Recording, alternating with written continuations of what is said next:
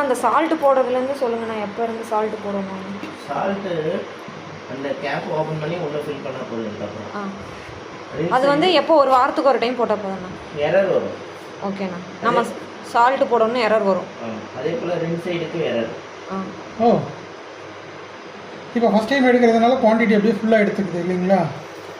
அது அப்படியே நிற்கும். நீங்கள் வாஷ் ஆக அதில் காலியாகும். ஓகே, காலி ஆகிடுச்சுன்னா அங்கே எரர்.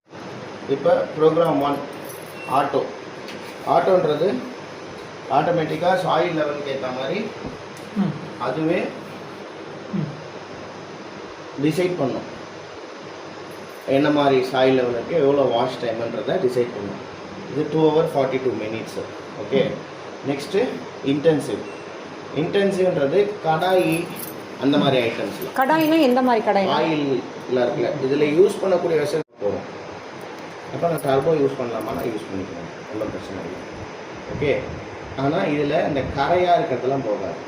டர்போன்றது இன்றைக்கி இப்போ மார்னிங் சமைச்சிட்டிங்க, சாப்பிட்டுட்டீங்க, அதை நல்லா ஊற வச்சுட்டிங்க, திருப்பி ஆஃப்டர்நூன் சாப்பிட்டாச்சு, சமைச்சாச்சு, நல்லா ஊற வச்சாச்சு, அதை எடுத்துகிட்டு வந்து போடலாம். இப்போ அப்படியே வச்சுட்டு காய விட்டுட்டு நைட் எடுத்துகிட்டு வந்து நீங்கள் பாத்திரம் போட்டிங்கன்னா டர்போ செட் ஆகும். அந்த மாதிரி இருக்கிறதுல எதில் போடணும்? இன்டென்சிவில் தான் போடணும். அப்பரா லோயரா?